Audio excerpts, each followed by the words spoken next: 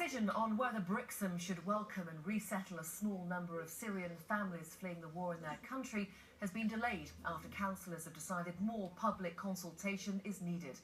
The Town Council met last night and agreed they needed to hear more from locals. Our South Devon reporter, John Ayres, has more.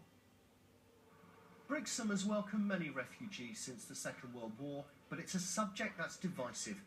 Town Councillor Sophie Walker-Howarth is part of a small group looking at the feasibility of welcoming a small number of families.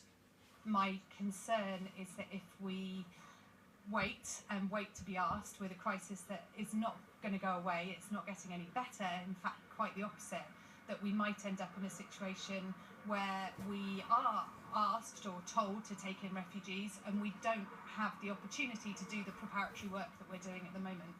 She and the residents that support the idea hope the town can do its bit to help. A number of councils in the region have already declared themselves refugee friendly. Teambridge is planning to take 6 families. In Brixham last night, the council heard local views. Now, I'm not against a few Syrians coming in, but not on top of what we've already had.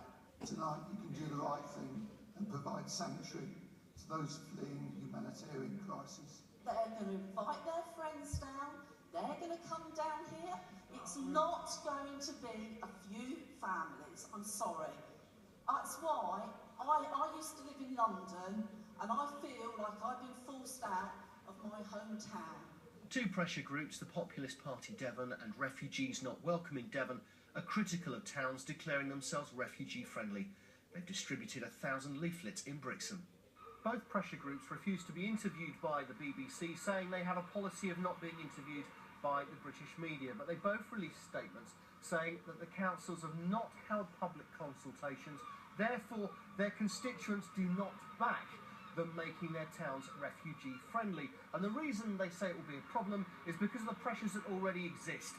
The lack of jobs, the lack of housing, the difficulty of getting children into schools and hospital waiting lists, just to name but a few. The council has decided it won't make a decision until it's given its residents a proper chance to air their views. John Ayres, BBC Spotlight, Brixham. One of the first property management companies of its kind in the region